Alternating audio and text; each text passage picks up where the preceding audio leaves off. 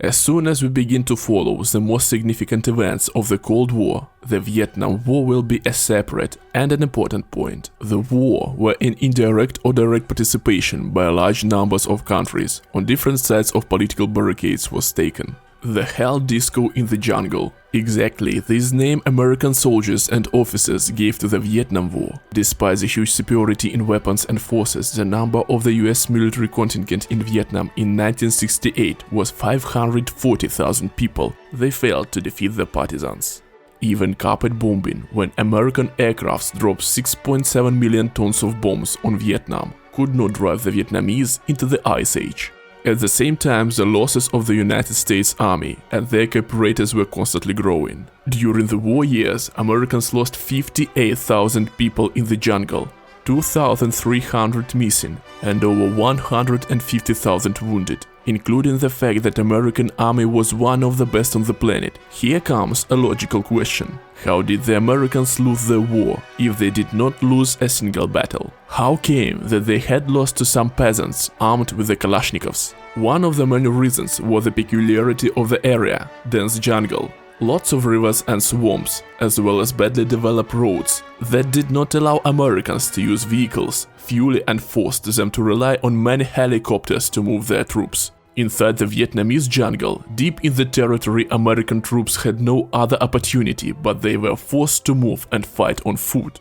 And exactly, the Americans faced one unexpected and very unpleasant surprise: a large number of Vietnamese traps. Today we will discuss the most cruel enemy of American soldier in the Vietnam jungle. To be exactly, it is the ingenuity of the Vietnamese partisans.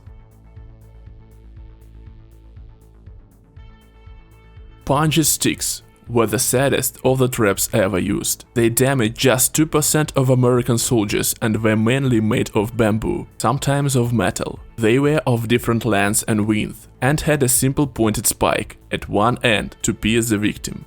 Sometimes the sticks were greased with urine, feces or plant poison to cause infection.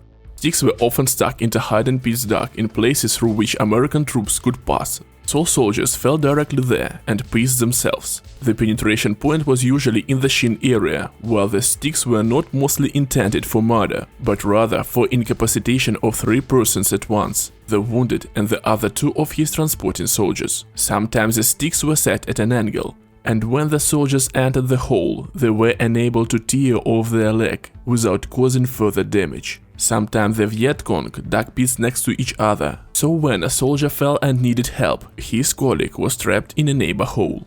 Punji sticks were also used with a barbed wire in tunnels and were sometimes used in preparation for an ambush in places where soldiers could hide and thus falling into a trap.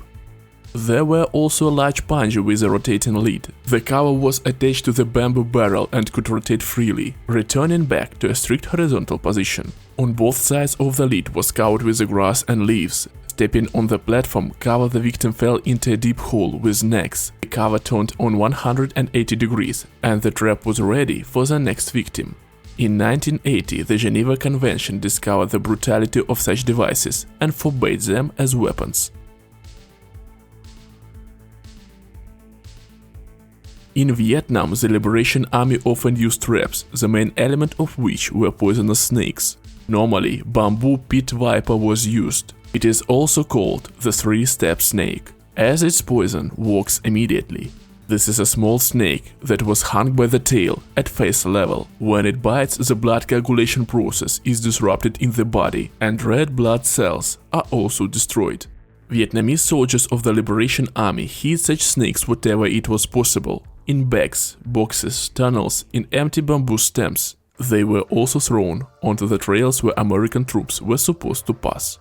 As for tunnels, in most cases such snakes were tied with a fishing line to the ceiling of the tunnel. If the American soldier saw the viper, he began to shoot at it, warning of his presence. But if he didn't see it, angry snake quickly attacked with its deadly bite.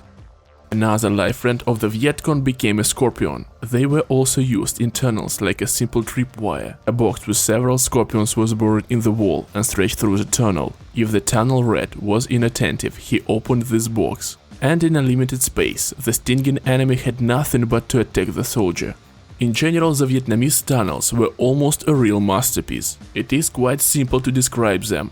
These are underground fortifications that are perfectly hidden in a local tropical forest. Confusing zigzag chain of underground passages diverges to the sides of the main tunnel with many branches. Some of them are independent shelters, and some unexpectedly break off because of geographical nature of the area. In some places of the tunnel system there are special plugs designed to block the path of the enemy or to stop the penetration of toxic gases. Throughout the dungeon there are well-hidden vent hatches that lead to the surface with a lot of invisible holes. Moreover, some passes at the same time could perfectly be as a fortified shooting points, which was always a big surprise for the enemy, of course. And even this was not enough for the Vietnamese. Tunnels and approaches to them were equipped with large numbers of cunning death traps and masterfully disguised wolf pits. At the entrances and exits, anti-personnel and anti-tank mines were laid.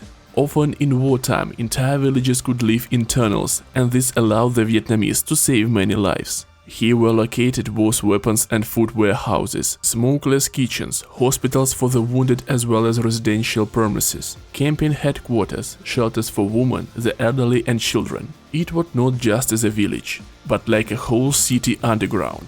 Even during the hostilities, the Vietnamese did not forget about culture and education. School classes were organized in large underground rooms.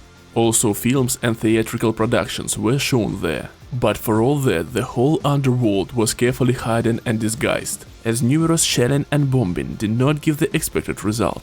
The Americans eventually had to climb underground themselves. In Tunnel Rats they recruited low, thin, desperate guys who were ready to climb into the unknown place with only one pistol equipped. Were cramped conditions, darkness, mines, traps, poisonous snakes, scorpions and, if they are lucky, evil partisans. All this was expecting them. Perhaps one of the worst traps that American soldiers faced was a mace. Based on the tension wire, when it was triggered, a large metal or wooden ball with spikes fell from the wood. Or the simplest but effective tool of revenge, a lock with rings or fittings that struck a person directly even if he just triggered the mechanism. Smaller than locks, but not less crushing, was a stone with necks, which destroyed everything on its way, including a gated warrior or a simple traveler.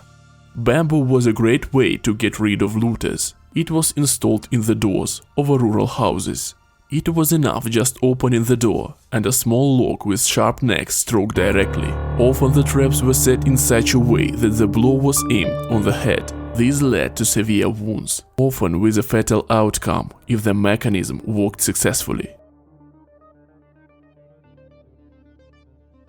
This is a homemade weapon from the Vietnam War of pressure action, located in a special container made of bamboo. A variety of bullets and sometimes even shells were used here. They were buried in the ground, and when plate that was located above the trap was stepped over, a soldier got a shot in a leg or groin. In this case, the wound was not fatal, but it required serious treatment. This trap was set in places with high grass, as in this case they were difficult to detect. When a soldier attacked a shell under his weight, a bullet or a shell was pushed down the bamboo stem. The ammunition capsule hit it up on a thin nail, and a shot was made. This trap was one of the easiest to manufacture and the most difficult to detect. Thus, constantly mining the territory and installing tripwires, the Vietnamese managed to turn the presence of the American army on foreign land into a real hell.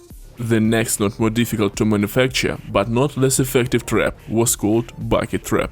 It was a bucket with necks and often with large fishing hooks dug into the ground and carefully disguised.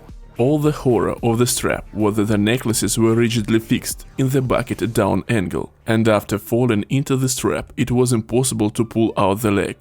When trying to pull it out of the bucket, the necklace was only going deeper in the leg. That is why they had to dig a bucket and evacuate the wounded along with the bucket on his leg. As in any other conflict, tripwires were used massively, but the Vietnamese would not be Vietnamese if they had not improved this type of weapon under their own conditions. Tripwire was installed in the ground or next to it. The situation was getting worse by the fact that in the jungle forest at dusk, the trap was hardly seen, and moreover with 40 degrees heat and 100% humidity, which clearly did not contribute to the concentration of soldiers. In this photo you can see a well-hidden tripwire on the basis of Chinese hand grenade. Even with a flash from camera, it's not easy to notice it. Another common option for installing tripwires was underwater. The famous phrase from the Forrest Gump film make us realize that amount of water in the jungle and even in the rice fields was more than enough. One day, it started raining, and it didn't quit for 4 months. It was almost impossible to detect such tripwires in cloudy water. Often a vessel of thick bamboo filled with a mixture of ammonium nitrate and diesel fuel was installed under a grenade or other ammunition. This technique increased the striking effect of the grenade explosion strongly. Exactly so, on the 6th of December 1968, in the area of Ho Chi Minh Trail, one of such sites led to the deaths of Marines and various injuries from the 5th group. Tripwire became the most common trap during the Vietnam War. Naturally, as in any other big conflict, the Vietnamese massively used mines of various types. Ordinary pushing, jumping, tripwires, which were often placed on trails, high-explosive mines along roads to destroy vehicles and armored vehicles. An even simpler trap that the tripwire was also invented by the Viet Cong, which was called pineapple. Pineapple, a grenade or another high-explosive shells suspended from the tree branch. To make it work, it was necessary to touch the branches, and as the military actions often took place in the jungle, this method was used quite often. We cannot say that the Americans did not fight with all this. Traps and signal systems were carefully and constantly studied. Classes with personnel were regularly held. Pocket instructions for traps and their neutralization were issued. Well-trained sappers took part in the head of the military groups. Americans even began distributing leaflets to the population, where it was said that any trap or bomb reported would be financially praised from the American army. But do not consider that the Americans in this war were poor victims of inhuman traps and sophistications of the Vietnamese. Those weapons that were used against the Viet Cong by the American army cannot be compared with sharp spikes in the ground. In early March 1965, the Rolling Thunder bombing campaign was launched. This was a series of air raids on most important Viet Cong facilities. The operation lasted 3 years and became the largest for the United States since the Second World War. Rolling Thunder had a very sad reputation due to the deliberate destruction of civilians, bombing cities and villages, civilian infrastructure, bridges, railways and roads. American pilots burned rice fields to cause crop failure and hunger especially. According to various researchers, from 50 to 180,000 Vietnamese were killed under the bombs. For example, General Curtis LeMay, one of the biggest supporters of massive bombing, expressed his opinion: "We are going to bomb them back into the Stone Age, and we would shove them back into the Stone Age with air power or naval power, but not with ground forces." The Americans did not spare bombs. Almost 7 million tons of various ammunition were dropped on Vietnam land. High-precision weapons did not exist yet, so there were so-called carpet bombing, which burned dozens of hectares of land. In addition, napalm was widely used. 500,000 tons of sticky Pulin mixture of gasoline and thickeners were poured over the Vietnamese. Although napalm was supposed for destroying partisans, information that Viet Cong fighters were located in a particular settlement was often not checked. The whole villages were burned together with the inhabitants. Especially must be paid attention to the chemical weapons that were processed by the jungle to identify partisans. The damage was enormous. For example, the defoliant agent orange sprayed over the forest completely destroyed leaves on the trees. The dioxin contained in this substance caused genetic mutations in humans. The consequences of the use of chemical weapons are still obvious in Vietnam. Children are born with serious pathologies. But I think it is worth paying special attention to inhuman weapons in the next video. In particular, the use of napalm cluster, cassette bombs and definitely Agent Orange. All this must be spoken a lot about.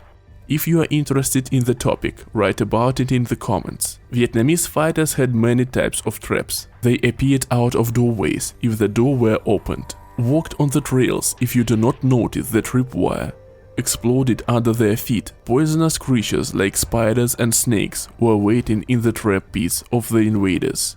Wasp nests were thrown into the parking lots. Mines, grenades, white phosphorus, explosives among the branches triggered if you touch the branch. The earth was particularly burned under the feet of American soldiers, and even underground villages were looking forward to revenge for burnt houses and destroyed families. It is no wonder that Americans left Vietnam losing this war, and it is absolutely clear from where the former American soldiers have so many post-traumatic disorders.